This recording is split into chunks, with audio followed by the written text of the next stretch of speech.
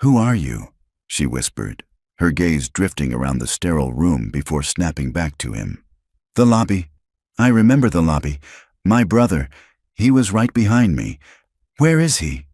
The words were a ghost in the sterile, antiseptic air of the ICU, spoken in Dutch, a language no one else in the room could understand. They were faint, ragged, but they sliced through the rhythmic beeping of the heart monitor. Caleb Shepard stood frozen at the foot of the hospital bed, his janitor's uniform wrinkled and smelling faintly of bleach and fear. He stared at Evelyn Vinter, the woman who had been clinically dead less than an hour ago, a woman whose life he had dragged back from the brink against all odds. Her eyes, the color of a stormy sea, were locked on his, and in them he saw not gratitude, but a deep, hazy confusion and a flicker of frightened recognition. He had risked everything, his quiet life, his anonymity, the safety of his daughter, for a stranger. And now, that stranger's innocent question told him everything he needed to know. She had no idea. He hadn't just fought against a medical anomaly. He had stepped into the middle of an execution. And the chilling realization settled in. He was the only person in the room who knew the truth.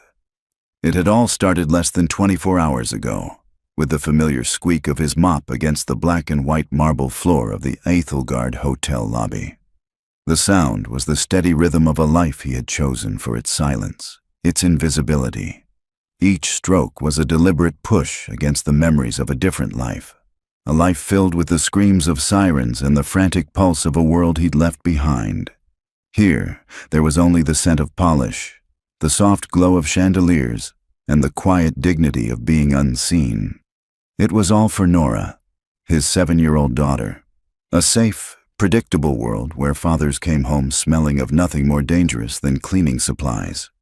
The revolving doors hissed, slicing through the lobby's hushed atmosphere.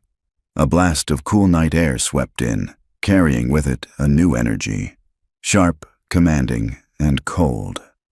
Caleb didn't look up. His job was to focus on the floor, to remain a part of the hotel's seamless, silent machinery. A woman strode in, flanked by 2 men in severe, dark suits. She was tall, with hair the color of spun gold, pulled into a tight, merciless chignon. She was speaking, her voice low and melodic, but the words were foreign, crisp, Dutch. Caleb's hand tightened on the mop handle. He understood every word. "The penthouse must be cleared. My security team will sweep it first," she said. Her assistant, a flustered young man, began stammering in English to the hotel manager, but the woman, Evelyn Vinter, cut him off with a sharp gesture. Her gaze swept the lobby with an air of profound boredom. It was then that her eyes landed on Caleb, and a flicker of annoyance crossed her features before she dismissed him as part of the furniture. The look was one he was used to. It was the armor of his new life. He was finishing the far corner near the grand fireplace when it happened. A collective gasp rippled through the lobby. Caleb turned. Evelyn Vinter was stumbling.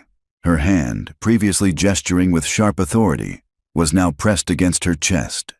Her face, moments ago a mask of cold control, was contorted in pain and confusion. She swayed, her perfect posture collapsing, and crumpled to the floor. Panic erupted. The manager shouted for someone to call 911. Her security team formed a useless, panicked circle around her. She was on her back now, her breath coming in ragged, shallow spurts. She was still speaking, her voice a desperate whisper in Dutch. "Het is mijn hart.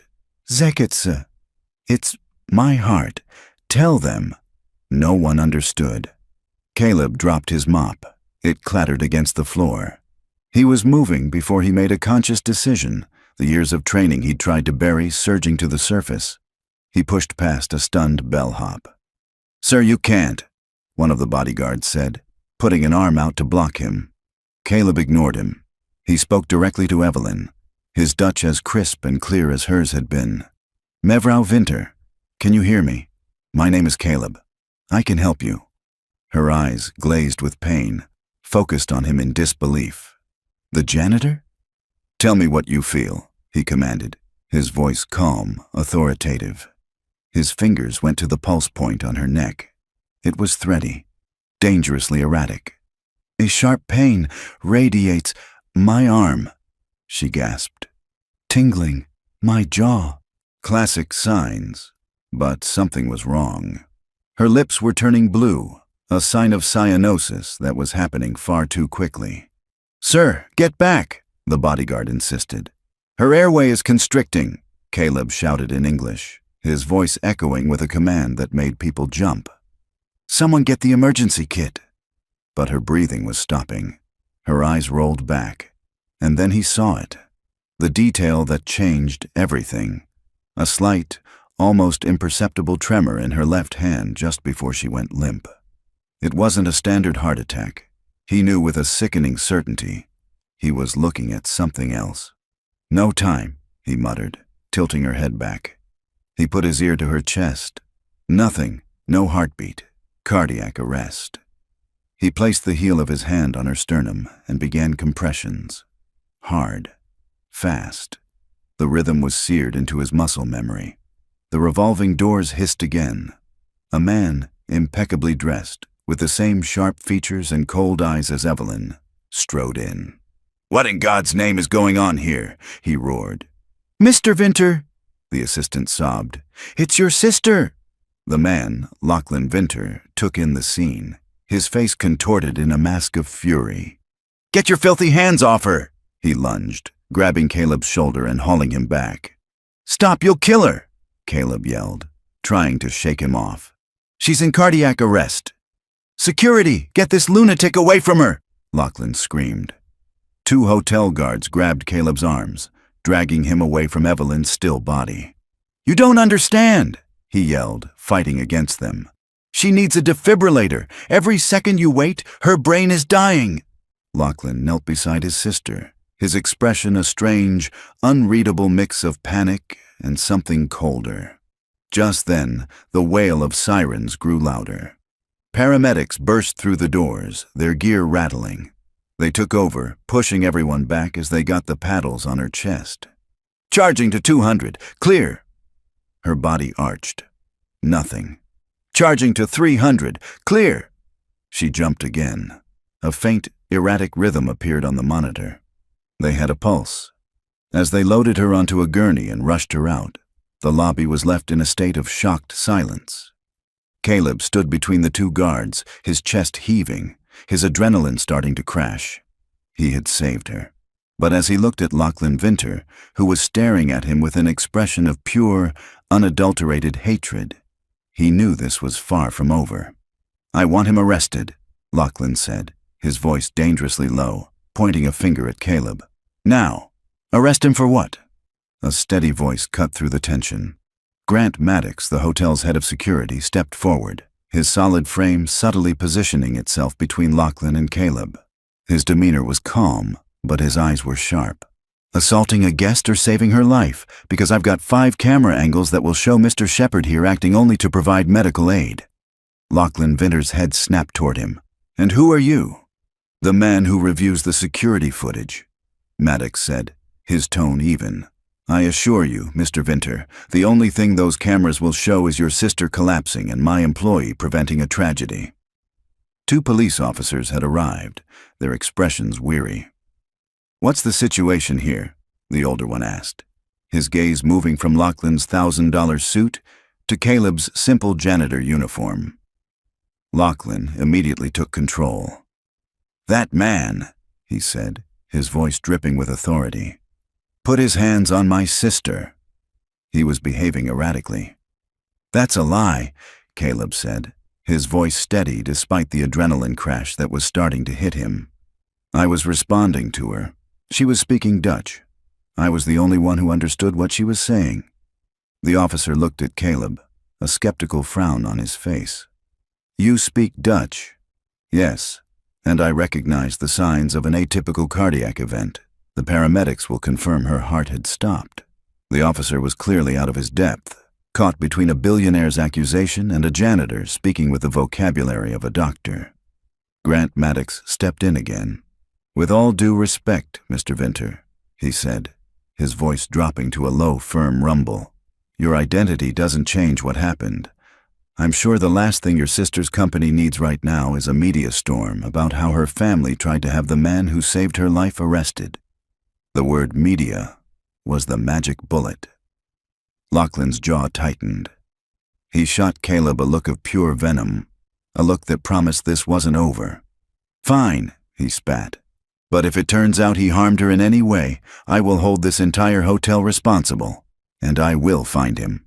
He turned and stormed out of the lobby, following the path the gurney had taken.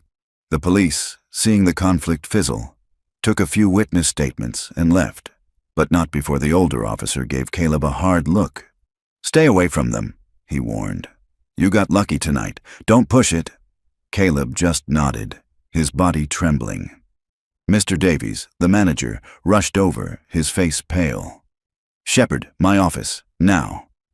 In the manager's office, Davies paced back and forth. "Do you have any idea what you've done? The Vinters could ruin us." "I saved a woman's life," Caleb said, his voice flat. "You're a janitor," Davies snapped, his fear making him cruel. "You're not supposed to do whatever that was. You're paid to be invisible."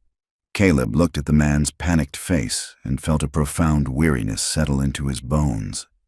This was why he'd chosen this life. It was simple. Complications got people hurt. He'd had enough of that to last a lifetime. "I'm suspended, aren't I?" Caleb asked. "Indefinitely. With pay," Davies said quickly, a pathetic attempt to soften the blow. "Just go home, Shepard. Lie low. Don't talk to anyone. We'll handle this." Caleb didn't argue. He turned and walked out, grabbing his worn jacket from a locker in the staff room. As he left through the service exit, Grant Maddox was there, leaning against the brick wall, the ember of a cigarette glowing in the dark. "You did the right thing, you know," Maddox said, taking a drag. "Doesn't feel like it," Caleb replied, shoving his hands in his pockets. "That brother of hers, something's not right there," Maddox said, his voice quiet.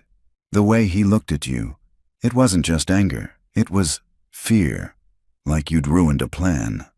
Caleb froze, the words hanging in the cool night air. Maddox had seen it too. It was the same cold dread he had felt when Lachlan had first laid eyes on him. "Take a piece of advice," Maddox said, dropping the cigarette and crushing it under his heel. "Guys like that don't forget. Be careful." The bus ride home was a blur. The city lights smeared across the rain-streaked windows, but Caleb saw none of it. He saw Lachlan's face, a mask of fury and fear, like you'd ruined a plan. The words echoed in his mind. What plan could a janitor possibly ruin? He shook his head, trying to force the thoughts away. It wasn't his problem anymore. He had to think about Nora. He got off at his stop and walked the 2 blocks to his small apartment building. The light was on in their window, a warm, yellow square in the darkness.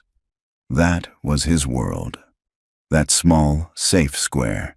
Everything he did was to protect it. He let himself in, the familiar scent of home a welcome comfort. He was just a janitor, a single father. He would take the suspension, cash the paychecks, and find another job mopping floors somewhere else if he had to. He would disappear again. He had to. He walked toward the living room, a practiced, quiet apology for being late already on his lips, his mind desperately trying to shove the events of the last hour into a locked box. But he knew, with a chilling certainty, that Lachlan Vinter had the key, and he would not stop until he'd used it. Caleb walked into his small, tidy living room. His neighbor, Mrs. Gable, a kind retiree with a halo of white hair, looked up from the kitchen table where she and Nora were coloring. Nora, her face a mask of intense concentration, was meticulously shading in the wings of a dragon. "Daddy!" she squealed, jumping up from her chair and running to him, wrapping her arms around his legs. "We're making a purple dragon, for you." Caleb knelt and hugged her, burying his face in her hair, the scent of crayons and shampoo a welcome anchor in the storm that was raging inside him. "It's the best dragon I've ever seen, sweetie," he said, his voice thick with emotion. "Caleb, you're home early," Mrs. Gable said, her kind eyes crinkling with concern. "Is everything all right?" "Everything's fine, Maria," he lied, forcing a smile. "They, had a plumbing issue in the main hall. Sent some of us home until it's fixed." The lie felt clumsy on his tongue. He spent the next hour trying to be normal. He sat at the table and colored. He helped Nora with the tricky parts of the dragon's tail. He listened as she chattered on about her day at school. But his mind was miles away, in a sterile hospital room. He kept seeing Evelyn Vinter's face, the tremor in her hand, the blue tinge of her lips. It was a clinical puzzle his brain refused to let go of. Brugada syndrome, an atypical variant. It was the only thing that fit the rapid desaturation. A standard EKG might even miss it. The thought sent a chill down his spine. Across town, Lachlan Vinter sat in a private waiting room at St. Michael's Hospital, a cup of untouched coffee on the table beside him. The head of cardiology, a respected doctor named Kenji Tanaka, entered the room, his face etched with professional concern. "Mr. Vinter," Dr. Tanaka began, "your sister is stable for now. The event in the lobby was a severe case of stress-induced cardiomyopathy, likely brought on by extreme exhaustion. We've started her on a beta blocker to regulate her heart rhythm, and we should see steady improvement." Lachlan nodded, his expression a perfect performance of a grateful, worried brother. "Thank you, doctor. That diagnosis aligns with what her specialist in Amsterdam has been treating her for. She has a history of these stress-induced episodes." He slid a business card across the table. "This is Dr. Jansen. He has her complete file. He's expecting a call from your office. He can provide any historical data you might need." "Excellent," Dr. Tanaka said, taking the card. "This will be very helpful. It's always best to have a complete picture." "Just do whatever it takes to make her well, doctor," Lachlan said, his voice laced with false sincerity. He was handing the doctor a loaded gun and a signed permission slip to use it. The beta blockers, the standard treatment for a stress-induced event, would have a catastrophic effect on the delicate electrical channels of a heart with Brugada. Lachlan knew it was only a matter of time.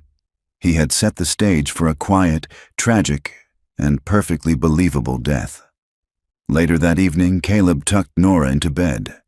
She held up her purple dragon drawing for him to see one last time. "He'll keep the bad dreams away," she said seriously, her eyes drooping with sleep. "Yeah, he will," Caleb whispered, kissing her forehead. He smoothed her comforter and watched her for a long moment, her small chest rising and falling in the soft glow of her nightlight. This was his peace. This was his sanctuary. Intervening in Evelyn Vinter's fate would put all of this at risk. Lachlan Vinter was not a man who would tolerate interference. He would dig, and if he found out who Caleb really was, the quiet life he had built for his daughter would be annihilated. He walked back into the silent living room, the drawing of the purple dragon in his hand. He pinned it to the cork board on the wall where they kept her artwork. He looked at the creature's fierce, protective eyes. He'll keep the bad dreams away. But some bad dreams you couldn't run from. Some you had to turn and fight. He was a doctor. He had taken an oath. He could not stand by and let a man murder his sister through medical malpractice, no matter the cost. His quiet life was a lie if he had to sacrifice his soul to keep it. His decision made, a grim resolve settled over him. He walked to the back of his hall closet, behind a stack of old blankets, and pulled out a dusty shoebox. Inside, beneath faded photos of a woman with a kind smile, Nora's mother, was a cheap, disposable burner phone and a prepaid SIM card still in its plastic casing. He hadn't touched it in 3 years. It was a relic from a past he had sworn was dead and buried. He sat at the kitchen table in the dark, the only light coming from the street lamp outside his window. He inserted the SIM card and powered the phone on. The small screen lit up his face, a face that was now tight with a long-forgotten tension. His hands were steady as he dialed a number from memory, a number that connected to a man known only as Echo. a ghost in the machine who specialized in information. Echo owed him a life. Caleb was about to call in the debt. The phone rang once, twice. A voice, electronically distorted and devoid of warmth, answered. "It's been a long time, Doctor." "I need to know what they're giving her," Caleb said, his voice low and urgent. "A woman named Evelyn Vinter, St. Michael's Hospital. I need her chart. I need to know now." The electronically distorted voice on the other end of the line was flat, devoid of emotion. "Vinter, as in Vinter Global Shipping. You're aiming high for a ghost, Doctor." "Just get it for me, Echo," Caleb said, his knuckles white where he gripped the cheap plastic of the phone. "You know what you owe me." There was a sound like digital static. A sigh filtered through a dozen servers. "The debt is why I answered the phone. But this is a big ask. People like the Vinters don't have files. They have fortresses. Poking a fortress gets people like me noticed, and I don't like being noticed." "It's life or death," Caleb said, his voice raw. "It always is with you," the voice crackled back. "Fine, but this clears the slate, all of it. After I send you what you need, this number is dead. We are even. You are on your own. Understood?" "Understood," Caleb said. "You'll have it within the hour," Echo said, and the line went dead. Caleb stared at the phone, his heart pounding. He had just burned his only lifeline to the shadow world he had once inhabited. From now on, there was no safety net. He waited, the minutes stretching into an eternity. He paced the small apartment, the silence amplifying the frantic thoughts in his head. He was a fool. He was risking his daughter's safety, her entire future, on a diagnostic hunch and a memory from a war zone. He was about to lose his nerve when the burner phone vibrated, a low buzz against the wooden table, a single text message. He opened it. It was a grainy, poorly lit photo of a computer screen, a patient's digital chart. But the words were clear enough. Patient. Vinter, Evelyn. Diagnosis. Acute stress-induced cardiomyopathy. Tachycardia. Treatment. Protocol. Initiate IV metoprolol drip, 5 milligrams per hour. Sedation is needed. Monitor vitals. Caleb's blood ran cold. Metoprolol, a beta blocker. It was a death sentence. For a normal stress-induced heart issue, it was standard practice. For Brugada, it was like pouring gasoline on a fire. It would suppress the heart's normal electrical regulators, leaving it vulnerable to the storm of chaotic, fatal arrhythmias the genetic disorder caused. They weren't just failing to treat her. They were actively loading the gun and pointing it at her heart. Below the image, a short, typed note from Echo. Brother provided extensive cardiac history from an Amsterdam specialist. Looks legit. They think they have it under control. Prognosis listed as good. Prognosis good. Caleb felt a wave of nausea. Her prognosis was fatal. They were killing her with confidence. Lachlan had played them perfectly. He shoved the phone in his pocket, his mind racing. What now? He had the proof, but it was inadmissible. Obtained illegally. It was the word of a janitor against a renowned European specialist and a team of cardiologists at a top-tier hospital. He'd be laughed out of the room, then arrested for stalking or worse. Lachlan would make sure of it. He had to find a way in, a human angle.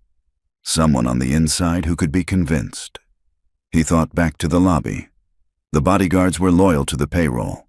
Davies, the manager, was a coward. Lachlan was the enemy. But the assistant, the young man had looked genuinely terrified for her, not just for his job. His panic had seemed personal. What was his name? He'd heard Davies say it. Peterson. But how to get to him? He couldn't go to the hospital. He couldn't go back to the hotel. Lachlan's people would be everywhere.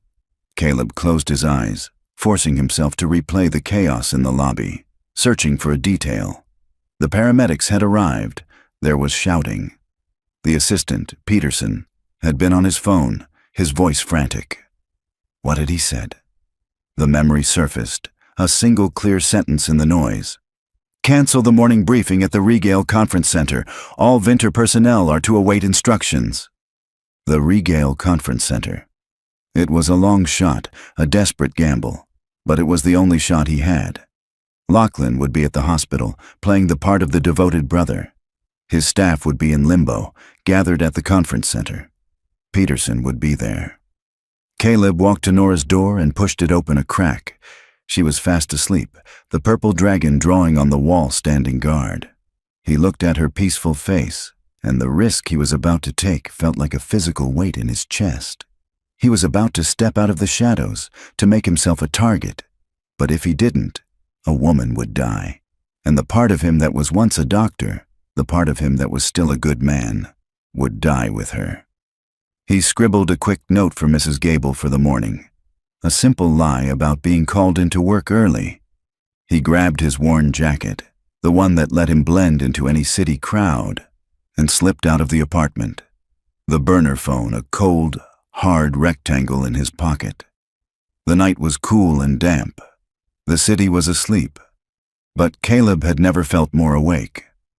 He walked the dozen blocks to the downtown business district, his mind a whirlwind of strategy and fear.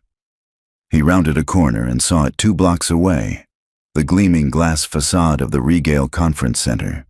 A few black cars were parked out front, a silent testament to the corporate power gathered inside. Caleb ducked into a darkened alleyway across the street, his heart pounding against his ribs.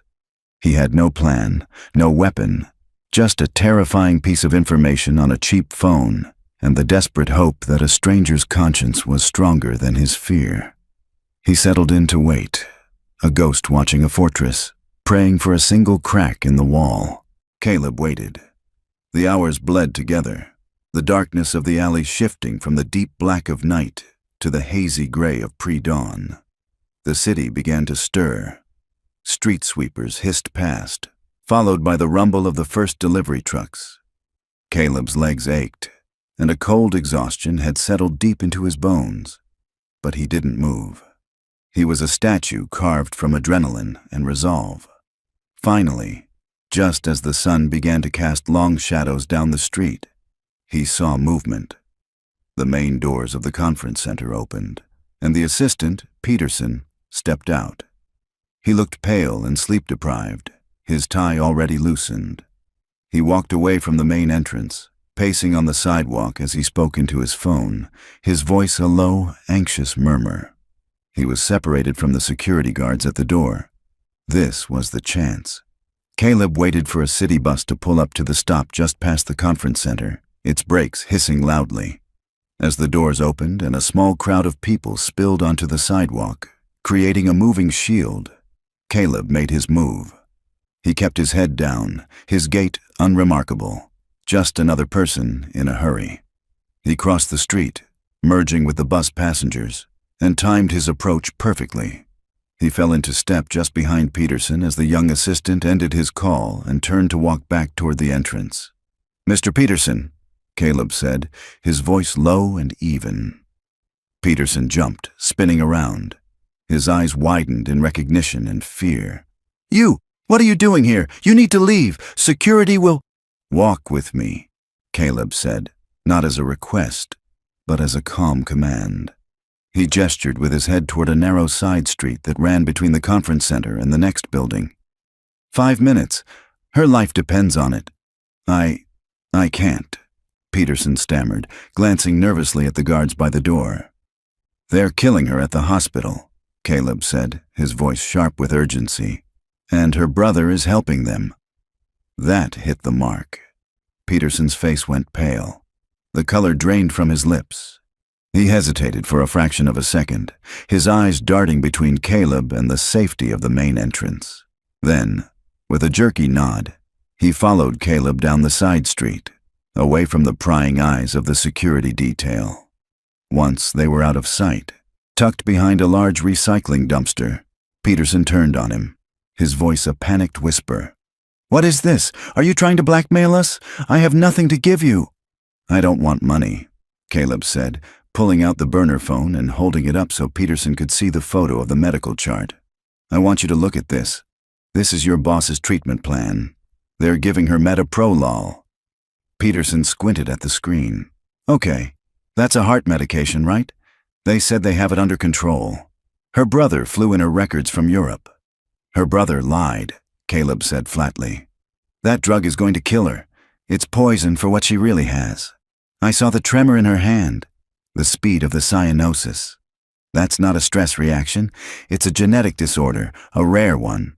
That medication will stop her heart for good, and this time, there won't be anyone there to restart it. Peterson shook his head, overwhelmed. How do you know this? Who are you? The police said you're a janitor. I used to be a doctor, Caleb said, the words tasting like rust in his mouth. A combat surgeon. I've seen this before, only once, but you don't forget it. He leaned in closer, his eyes intense. Lachlan knows. He has to. He's the one who gave them the false history. He's counting on them to make a mistake. No, Peterson whispered, but his voice lacked conviction. Lachlan, he's ambitious, but he couldn't. Wouldn't he? Caleb pressed. Who takes over Vinter Global if Evelyn dies? Who stands to gain everything? Peterson's face was a mask of horror as the pieces clicked into place. He thought of Lachlan's strange calmness after the initial panic, his immediate focus on controlling the narrative, on getting rid of Caleb. What do you want from me?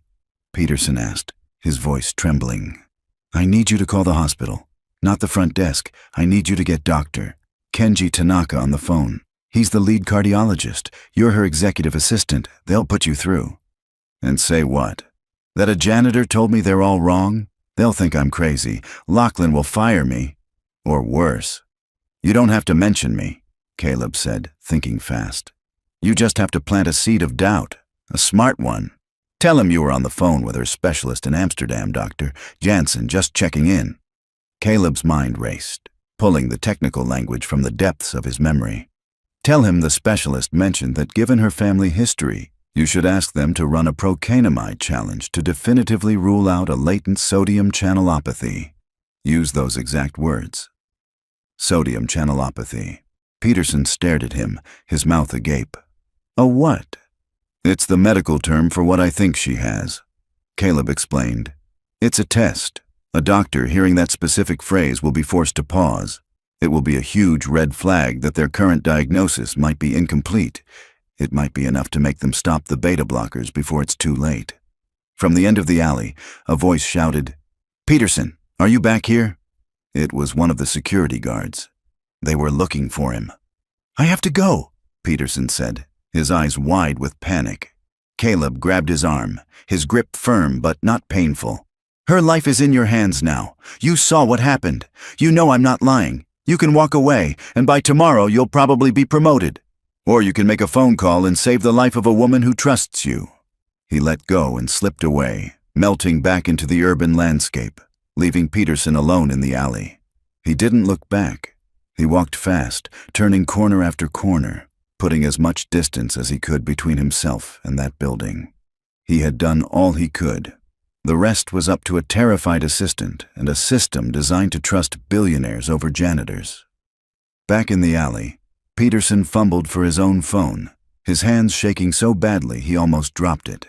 He took a deep, shuddering breath and walked back toward the conference center, pasting a neutral expression on his face as the security guard approached. There you are, the guard said. Mr. Vinter is on his way. He wants a full briefing. Of course, Peterson said, his voice sounding thin to his own ears. I was just getting some air. He walked back into the lavish, air-conditioned lobby, the world suddenly feeling unreal. Lachlan would be there in minutes. He looked at his phone, at the sleek corporate logo of Vinter Global on the screensaver. He thought of Evelyn, how she'd once paid for his mother's expensive surgery out of her own pocket, telling him simply, loyalty is a two-way street. He ducked into an empty boardroom, his heart hammering against his ribs. He pulled up the hospital's number, his thumb hovering over the call button. This was career suicide, at best. At worst, Lachlan would find out and destroy him. But then he pictured Evelyn's face, her eyes wide with terror as she lay on that cold marble floor. He pressed the button. Dr. Kenji Tanaka prided himself on his diagnostic acumen. He was the head of cardiology at one of the best hospitals in the state, a man who saw complex patterns in the chaotic symphony of a failing heart. The Vinter case, while high profile, was professionally straightforward. He was reviewing her chart, noting the stabilizing effect of the metoprolol, when his desk phone buzzed. "Dr. Tanaka, I have a David Peterson on the line for you," his assistant said. "He's Evelyn Vinter's executive assistant. He says it's urgent." Dr. Tanaka sighed, annoyed at the interruption. The families of wealthy patients were always the most demanding. "Put him through," he said, leaning back in his leather chair. "Dr. Tanaka? Thank you for taking my call." Peterson's voice was tight, nervous. I was just on the phone with Miss Vinter's specialist in Amsterdam, Dr. Jansen. Just a routine check-in." "Everything is under control here, Mr. Peterson," Dr. Tanaka said, his tone dismissive. "Her vitals are stabilizing nicely. The medication is working as expected." "Yes, of course, doctor. It's just Dr. Jansen mentioned something, and he insisted I pass it along. He said that given her family history, you should run a procainamide challenge to definitively rule out a latent sodium channelopathy." Dr. Tanaka sat up straighter. The words were so jarringly out of place, so clinically specific, that it felt like a record scratch in his mind. A janitor might talk about a heart attack. An assistant might ask if she's doing okay. No layman ever used the term sodium channelopathy. "I'm sorry," Dr. Tanaka said, his professional curiosity now piqued. "Her brother provided us with her complete file. There's no mention of any genetic channelopathies. Her EKG, while abnormal, doesn't show the typical Brugada pattern." "Yes, doctor. Jansen mentioned that," Peterson said, his voice gaining a sliver of confidence as he stuck to the script. "He said her presentation can be atypical in her family line. He was very insistent on the procainamide challenge. He called it critically important." A long silence stretched over the line. Dr. Tanaka stared at the wall of his office, at the framed diplomas and awards. A procainamide challenge wasn't a casual test. It involved administering a drug that could, in a patient with Brugada, induce the very arrhythmia you were trying to prevent. It was a controlled risk, but a risk nonetheless, and it was completely unnecessary for stress-induced cardiomyopathy. "Thank you for the message, Mr. Peterson," Dr. Tanaka said finally, his voice a cool, unreadable mask. "I'll take it under advisement." He hung up the phone, but he didn't lean back in his chair. He was unsettled. It was too specific, too strange. It felt less like a suggestion and more like a warning. He was about to pull up Evelyn's file again when he heard a knock. Lachlan Vinter stood there, a vision of tailored concern, holding 2 cups of coffee. "Dr. Tanaka," Lachlan said with a charming smile. "I brought you a coffee. I figured you could use it. Any news on my sister?" "She's stable, Mr. Vinter," Dr. Tanaka said, accepting the cup. "As we discussed, the medication is helping." "Wonderful. You and your team are miracle workers." Lachlan settled into the chair opposite the desk. Dr. Tanaka decided to test the waters. "I just received a strange call from your sister's assistant." Mr. Peterson Lachlan's smile didn't falter, but something cold flickered in his eyes. "David? Oh, Lord, what has he done now? His heart is in the right place, but the man's an absolute mother hen." "He said he was relaying a message from her specialist in Amsterdam. Something about a sodium channelopathy?" Lachlan let out a theatrical laugh. "Dr. Jansen. Of course. The man is a brilliant researcher, but he's notoriously academic. He sees zebras around every corner. For years he's been trying to convince my sister she's a walking genetic anomaly. My father thought he was a quack. Please, doctor." Lachlan leaned forward, his expression turning serious. "We have complete faith in your diagnosis. You're the one here on the ground, seeing the reality of her condition. Don't let my frantic staff and their alarmist consultants distract you from your work." It was a masterful performance. He was simultaneously dismissing the concern, flattering Dr. Tanaka, and subtly pressuring him to stay the course. 99 times out of 100, it would have worked. But the specificity of that phrase, procainamide challenge, was like a splinter in Dr. Tanaka's brain. After Lachlan left, the doctor sat in the silence of his office, the smooth reassurances warring with the strange, urgent warning. He pulled up Evelyn's admission EKG on his computer. He magnified the printout, his eyes tracing the jagged peaks and valleys. His own diagnosis had been sound, based on the evidence. But he wasn't looking for evidence now. He was looking for doubt. And then he saw it. In the V2 lead, a tiny, almost insignificant anomaly. It wasn't the classic COVID-type ST segment elevation of Brugada type 1. It was a more subtle, saddleback shape that could be easily dismissed as a benign variant. But combined with the phone call, with the story of a specialist obsessed with rare genetics, it was just enough. It was a whisper of a zebra on the edge of a field full of horses. He stood there for a long moment, the weight of two futures in his hands. He could follow the safe path, the one endorsed and paid for by the powerful Vinter family. Or he could listen to the splinter in his brain, the nagging, unprofessional doubt. He walked briskly to the ICU nurse's station. A junior nurse looked up at him. "Doctor? Tanaka?" He looked her straight in the eye, his voice quiet but absolute, leaving no room for argument. "Stop the metoprolol drip on Miss Vinter, immediately." The nurse blinked, confused. "But sir, her brother was just here. He said he was pleased with her progress." Dr. Tanaka cut her off, his voice like ice. "I am the physician of record. Lachlan Vinter is not. Stop the drip, draw a full metabolic panel, and prep her for a procainamide challenge. Page me the second the kit is ready." Lachlan Vinter did not get to be second in command of a global empire by leaving things to chance. He had a source on every floor of the hospital, a network of whispers bought with cash and promises. Less than an hour after Dr. Tanaka gave his order, Lachlan's phone buzzed. The voice on the other end was a nervous nurse from the ICU. "Mr. Vinter, sir. Doctor. Tanaka canceled the beta blocker. He's taking her for a procainamide test right now." The silence in the black sedan where Lachlan was taking the call was absolute. The city noise outside seemed to fade away. His charming facade cracked, revealing the cold, reptilian fury beneath. Tanaka had defied him, and there was only one way the doctor could have found the courage, the sheer audacity, to do that. It all came back to the janitor. The car screeched into a U-turn, speeding back toward the hospital. Lachlan stormed through the entrance, his expensive shoes eating up the polished linoleum as he made a direct line for the cardiology wing. He found Dr.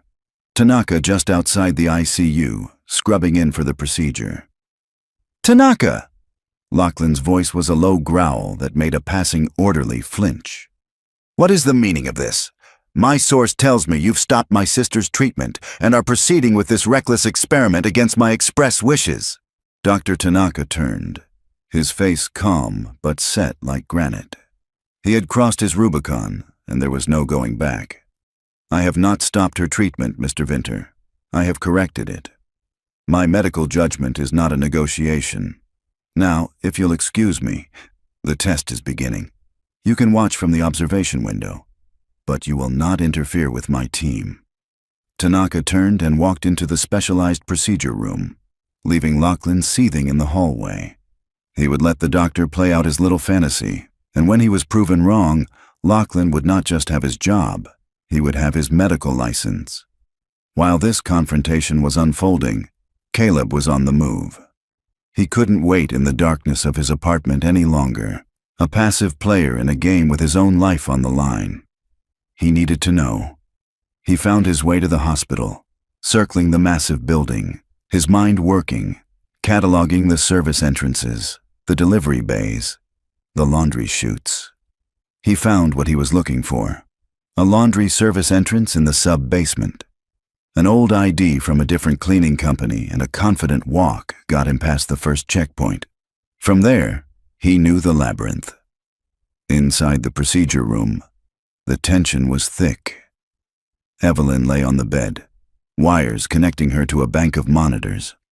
Dr. Tanaka stood at the foot of the bed, watching the main screen which displayed her EKG in a steady green line. "Begin the infusion," Tanaka ordered. "Slowly." A nurse adjusted the IV drip. Lachlan watched from the observation window, his arms crossed, a cruel smirk touching his lips. The doctor was a fool. For a long minute, nothing happened.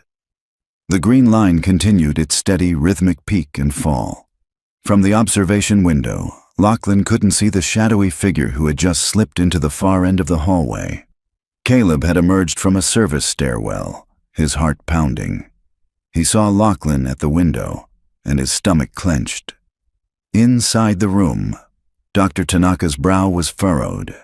The EKG was unchanged. Had he made a terrible mistake? "Increase the rate," he said, his voice tight. Another 30 seconds passed, still nothing. Lachlan's smirk widened. He was already composing the lawsuit in his head. Then, it happened. A flicker on the screen. A single, malformed wave. Then another. The steady, rhythmic peak of the ST segment began to curve upwards, transforming into the distinct, terrifying COVID shape that Tanaka had only ever seen in textbooks. The zebra was real. "There it is," Tanaka breathed, a mixture of horror and vindication in his voice. "Brugada pattern type 1. I need a photo of that screen now." Before the nurse could even move, the alarm on the monitor blared to life. The organized waves dissolved into a chaotic, useless, squiggling line. Ventricular fibrillation. Evelyn's heart was no longer beating. It was merely quivering. She was in cardiac arrest. "Code blue!" Tanaka yelled. "Get the crash cart! Charge to 200!" The room exploded into disciplined action. Nurses rushed in. One began compressions. Tanaka grabbed the defibrillator paddles. "Charging! Clear!" Evelyn's body convulsed on the bed. The chaotic line on the monitor remained. "No conversion! Charge again! 300 factorial clear!" Another violent jolt. In the hallway, Caleb watched the frantic scene through the glass, his own heart in his throat. He saw the grim determination on Tanaka's face. He also saw Lachlan. The smirk was gone, replaced by a mask of incandescent rage. His plan, years in the making, was crumbling into dust before his very eyes. The janitor, the doctor, they had ruined everything. "We have a rhythm," a nurse called out. A slow, steady beat returned to the screen. It was weak, but it was organized. They had brought her back.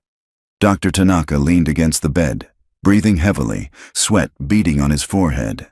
He had the proof. He had saved her life by nearly ending it. As the controlled chaos in the room began to subside, Lachlan took a step back from the window, his mind racing, calculating his next move.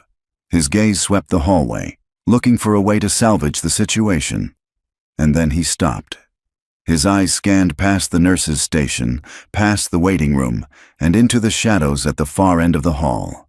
He saw him. It was just for a second, a man in a hooded jacket, but he knew. It was the janitor. He was here. He had seen it all. Their eyes locked across the long, sterile corridor. In that moment, everything fell away. The doctors, the nurses, the hospital. There were only two people in the world who understood exactly what had just happened. Lachlan knew that Caleb knew. The game had changed. This was no longer a quiet, clinical execution. It was a hunt, and Lachlan Vinter was the predator. The moment their eyes locked, the world snapped into sharp, cold focus for Caleb. The clinical drama in the procedure room vanished, replaced by a single, primal instinct. Run. He didn't wait for Lachlan to raise a hand or shout an order.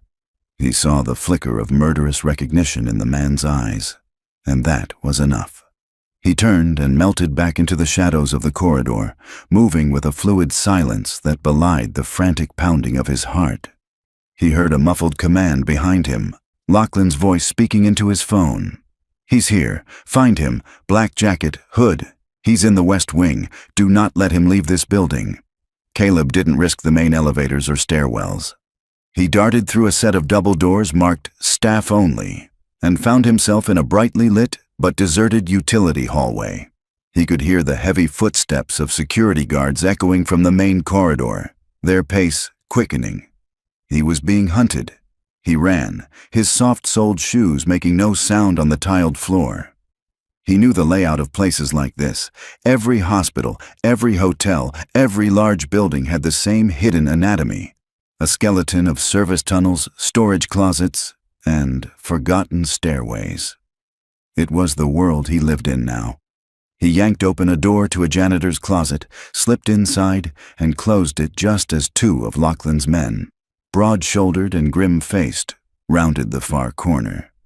He held his breath, the smell of ammonia and damp mops filling his lungs. He heard their footsteps pass, their voices low and urgent. He waited a beat, then slipped back out, heading in the opposite direction. He couldn't go up. He had to go down.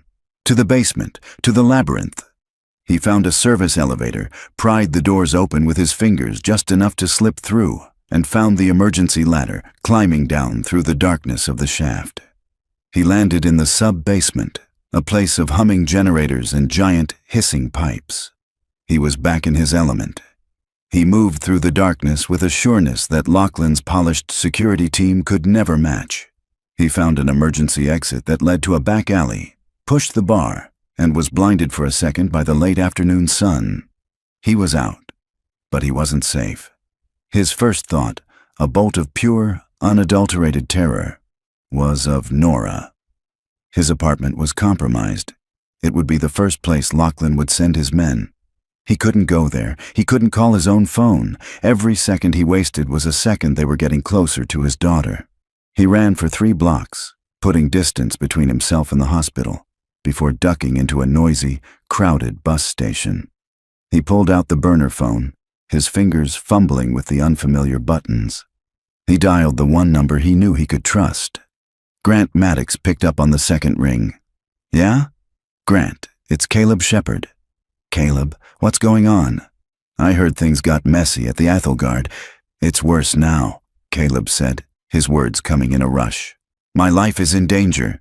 The man I warned you about, Lachlan Vinter, he tried to have his sister killed at the hospital. I stopped it, and he saw me. He's hunting me, Grant. But that's not the problem. He knows where I live. My daughter is there." The line was silent for a moment, but Caleb could hear the shift in Maddox's breathing. The security professional was processing the threat. "Nora," Maddox said, her name a statement of understanding. "She's with my neighbor, Maria Gable. Apartment 2B. You have to get them out of there. Now Lachlan's men are coming for me, and they will not be gentle." "Where do I take them?" Maddox's voice was all business now. "Anywhere. A hotel. Your place. Just get them away from there. Don't let them pack. Just go. And Grant, be careful. These guys are not hotel security." "I was a cop for 15 years before I took this job, kid," Maddox said, a grim reassurance in his tone. "I remember how to handle myself. Stay alive, Caleb. I'll keep your girl safe." Maddox hung up. Caleb stood in the chaotic terminal, a ghost in the crowd, feeling utterly helpless. He had just thrown his only friend into the line of fire. Back at the hospital, Lachlan stood in the hallway, his composure a thin sheet of ice over a volcano of rage. His head of security approached him. "The janitor got away," the man reported. "He slipped out the back. We're pulling camera footage now." "Forget the footage," Lachlan commanded, his voice deadly calm. "I have his employment file from the hotel. I have his address. Take a team. I don't want him brought in for a conversation. I want him gone, and I want whatever proof he thinks he has. Search his apartment. If his daughter is there, secure her. She'll make excellent leverage to draw him out." In a quiet suburb miles away, Grant Maddox slammed his old sedan into gear, tires squealing as he pulled out of the Ethelgard's parking garage. He was dialing with one hand and driving with the other, calling in a favor from an old contact at the police department. At the same time, a black, unmarked SUV with tinted windows pulled away from the hospital, accelerating into downtown traffic, its occupants checking their weapons. Caleb's apartment building sat on a quiet, tree-lined street. Nora and Mrs. Gable were in the living room, reading a book together, oblivious. They didn't see the black SUV as it turned onto the street, slowing as the driver looked for the address. They didn't see the gray sedan that screeched around the opposite corner a moment later, its driver's face a mask of grim determination. The two vehicles were now on a collision course, both heading for the same unsuspecting front door. The race to Nora had begun. Grant Maddox saw the black SUV a block away. It was moving with a slow, predatory confidence, the kind that meant the occupants weren't worried about being seen. He saw the glint of tinted windows and the cold, professional stillness of the men inside. He'd seen cars like that 100 times before, usually parked outside the homes of witnesses who were about to change their testimony. He didn't hesitate. He floored it. His old sedan roared to life, tires squealing as he swerved, not toward the curb, but directly into the path of the SUV, blocking the narrow residential street. The SUV's driver slammed on the brakes, stopping inches from Maddox's driver's side door with a screech of tortured metal. It was a bluff, a roadblock, a moment of chaos. It wouldn't last long, but it was all he needed. He was out of the car before the engine settled, sprinting toward the apartment building's entrance. Behind him, he heard the heavy thud of car doors opening. He didn't look back. As he yanked open the main door, he reached inside and pulled the building's fire alarm. A deafening klaxon began to shriek, echoing through the halls. Doors opened, residents poking their heads out in confusion. The chaos was his cover. He took the stairs 2 at a time and pounded on the door of apartment 2B. Mrs. Gable opened it, a look of bewilderment on her face. "Good heavens, what is all that racket?" "Maria, my name is Grant Maddox. I'm a friend of Caleb's," he said, his voice a low, urgent command. "He sent me. There's an emergency. You and Nora need to come with me, right now." "An emergency?" "What's happened to Caleb?" "He's fine, but we have to go." "Leave everything," Maddox insisted, his eyes darting down the hallway. He could hear the heavy, determined footsteps of Lachlan's men on the stairs. He scooped up a terrified Nora into one arm and grabbed Mrs. Gable's elbow with his free hand. "Back door, now." He hustled them through the small apartment, out the kitchen door, and onto a rickety fire escape. A tense chase down the alley, a brief, brutal confrontation with a third man trying to cut them off, and Maddox threw himself and Nora into the driver's seat of his car. He slammed the door, hit the lock, and stomped on the gas. The car shot forward as the back window shattered, careening out of the alley and onto a main thoroughfare. The black SUV was right behind him, gaining fast. In the pristine, quiet comfort of her private hospital room, Evelyn Vinter's eyes fluttered open. The first thing she saw was the anxious, relieved face of her brother, Lachlan. "Evelyn," he breathed, rushing to her side and taking her hand. "Thank God, you're awake." Her throat was raw. Her mind was a fog of pain and confusion. What happened?" she rasped. "There was a complication," Lachlan said, his voice a perfect blend of sorrow and strength. "That specialist in Amsterdam, Jansen, the one we all thought was an alarmist, he was right. You have this rare genetic condition. The doctors here, they almost made a mistake, Evelyn, a terrible one, but I wouldn't let them. I kept pushing. I insisted they run more tests. I saved you." He squeezed her hand, his eyes shining with manufactured sincerity. Evelyn listened, her head throbbing. It sounded right. It sounded plausible. Lachlan had always been ambitious, but he was her brother. He loved her, didn't he? But something was wrong. Through the fog, a memory nagged at her, a moment of absolute terror on a cold marble floor, and a voice, a calm, steady voice, speaking her mother's language, a voice that was not Lachlan's. Later that day, Dr. Tanaka came to see her.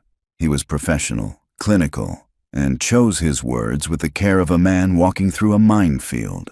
He explained the diagnosis of Brugada syndrome and the defibrillator they would implant. "My brother said you almost misdiagnosed me," Evelyn stated, her eyes searching his for a reaction. Dr. Tanaka's expression didn't change, but he hesitated for a fraction of a second. The initial presentation was atypical. It mimicked a more common condition. Fortunately, we received some timely external consultation that prompted us to reconsider the initial findings. External consultation. The phrase snagged in Evelyn's mind. It wasn't what Lachlan had said. Lachlan had taken all the credit. After the doctor left, Evelyn lay in the silence, the two stories echoing in her head. She closed her eyes, pushing past the pain, trying to rebuild the memory of the lobby. The fall, the panic, the faces looming over her. And then, a face she didn't recognize. A man in a simple uniform. His eyes weren't panicked. They were focused. His hands were steady. He had spoken Dutch to her. He had understood. He was the key. With a surge of effort, she reached for the call button. A nurse entered. "I need my personal phone," Evelyn said, her voice weak but regaining its familiar steel. "And I need you to get a message to my head of security in Amsterdam. Tell him to get on the next flight. Tell no one else, especially not my brother." Grant Maddox lost the SUV after 10 minutes of harrowing, high-speed driving that broke every traffic law in the state. He pulled into the underground parking garage of a 24-hour supermarket, killed the engine, and let his head fall against the steering wheel, his breath coming in ragged gasps. In the passenger seat, Mrs. Gable was crying silently. In the back, Nora was finally starting to sob. "I want my daddy," she whispered, her small voice breaking his heart. Maddox took a deep, shuddering breath. He was in this, all the way. He pulled out his phone to call Caleb and tell him they were safe, for now. But before he could dial, a text message lit up the screen. It was from a number he didn't recognize. "They have your plate. They'll have your name in an hour. Your life is in danger now. I'm so sorry. Destroy this phone. Get somewhere safe they can't track." It was from Caleb. He had anticipated this. Grant Maddox was no longer a helpful friend. He was a target. He looked in the rearview mirror at the terrified, tear-streaked face of the little girl in the back seat. The weight of his promise to Caleb settled on him. He wasn't just a helper anymore. He was her protector, and they were officially on the run. Grant Maddox looked at the burner phone in his hand, Caleb's stark message burning on the screen. He crushed it under his heel on the grimy concrete of the parking garage. He pulled the SIM card from his own phone and snapped it in half, dropping the pieces down a storm drain. He was dark. For now. He knew a place, a ghost on the map from his early days on the force. A dilapidated fishing cabin 2 hours north, with no address a GPS could find. After abandoning his car and renting a truck under a fake name, he drove through the night. A sleeping child in the back, the city lights shrinking in his rearview mirror. In a grimy bus terminal miles away, Caleb made a final, desperate call. "Echo, I need more than information. I need to disappear, and I need to be able to fight back." The distorted voice was cold. "That's not a favor, Doctor. That's a new life. It comes with a price. You'll owe me. When I call, you answer. You become my asset. No questions." "Done," Caleb whispered. The instructions were simple. A key taped under a bench. A locker. Inside was a duffel bag, containing a new identity, a stack of cash, and a cold, heavy handgun. Caleb Shepard, the janitor, was gone. A man named Michael Hayes, a ghost with a mission, took his place. 2 days later, a man named Soren was stepping off a private jet. He was tall, with the watchful stillness of a wolf, and his loyalty to Evelyn Vinter was absolute. In her hospital room, she gave him her orders in Dutch. "Find the janitor. His name is Caleb Shepard. Find him before my brother does." Soren was efficient. Within hours, he knew about Caleb, his daughter Nora, and the disappearance of the ex-cop, Grant Maddox. He found Maddox's abandoned car and discovered a single, crushed pink bead near Caleb's empty apartment. A child was involved. The stakes were no longer just corporate. They were primal. Caleb, now operating from a nondescript motel room, began his own hunt. Using his new resources, he dug into the Amsterdam specialist, Dr. Jansen. It didn't take long to find the truth. A Vinter-owned shell corporation had bailed out Jansen's failing medical supply company 3 years prior. Lachlan didn't have a contact. He had an asset. Caleb now had proof of the conspiracy, but he had no way to deliver it. He knew he couldn't storm the hospital, a fortress guarded by Lachlan's men. So he would use Lachlan's own world against him. He sent an anonymous encrypted email to a notoriously cantankerous Vinter board member, leaking a plausible, fabricated, and explosive lie about Lachlan's mismanagement of a hostile takeover. The effect was instantaneous. Vinter Global's stock wavered. The board was in a panic. Lachlan, trapped and furious, was forced to leave the hospital to put out the fire.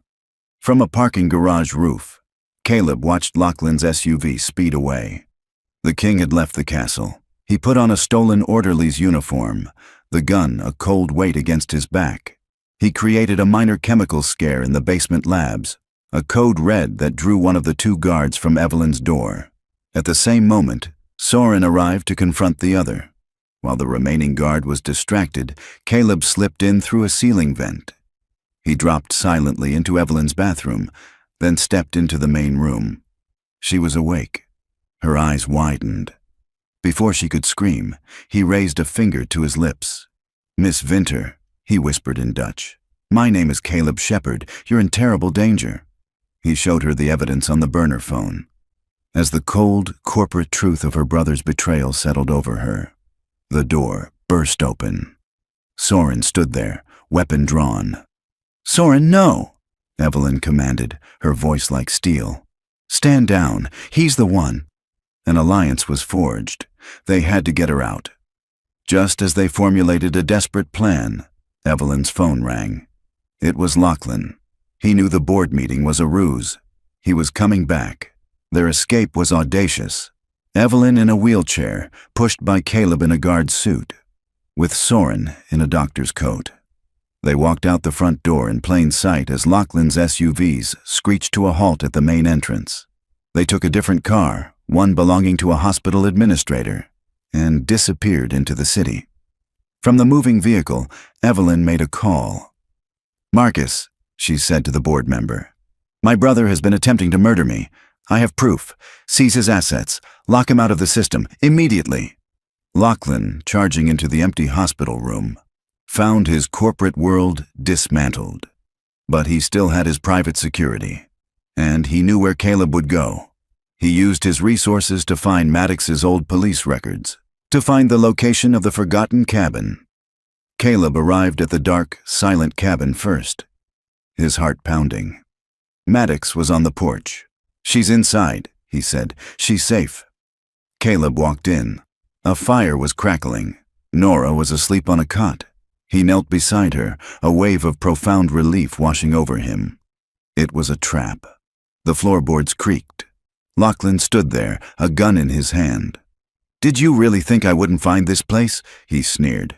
2 of his men held Maddox and Mrs. Gable in the corner. "It's over."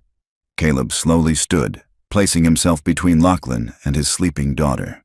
In the flickering firelight, he saw Maddox tense. Caleb gave a slight, almost imperceptible nod. As Lachlan smiled, Maddox roared and threw his weight backwards. Simultaneously, Caleb lunged, not at Lachlan, but at the heavy iron fireplace poker, swinging it and shattering the single oil lamp, plunging the room into darkness. A gunshot roared, deafeningly wide. Nora woke with a scream. Caleb moved, a shadow in the firelight. He wasn't a doctor or a janitor now. He was a soldier. He crashed into Lachlan, and the 2 of them went down. The fight was brutal, primal, and short. As they grappled on the floor, the cabin door burst open, and Soren's team flooded the room, their flashlights cutting through the darkness. They found Caleb with his hands around a defeated Lachlan's throat, his face a mask of cold fury. It was over. A few months later, the sun was setting over a small, newly opened community clinic. A sign above the door read, "The Shepherd Clinic for Veterans and Families." Caleb stood outside, watching Nora chase butterflies. She was laughing again. A car pulled up, and Evelyn got out. The ordeal had changed her, stripped away the cold armor, leaving a quiet strength. "The endowment is finalized," she said, coming to stand beside him. "The clinic is funded for the next 50 years. "Thank you, Evelyn," he said. "You gave me back my life." "No," she said, her eyes meeting his. "You gave me back mine." They stood in comfortable silence, watching his daughter. Lachlan was facing a lifetime in prison. Maddox was the new head of Vinter Global Security. The world had been righted. "Daddy, look!" Nora shouted, running up to them and holding out a dandelion. Caleb smiled, a real, easy smile. He looked from his daughter to Evelyn, from his past to his future. The janitor was gone. The soldier was gone. In their place was a man who had finally found his peace.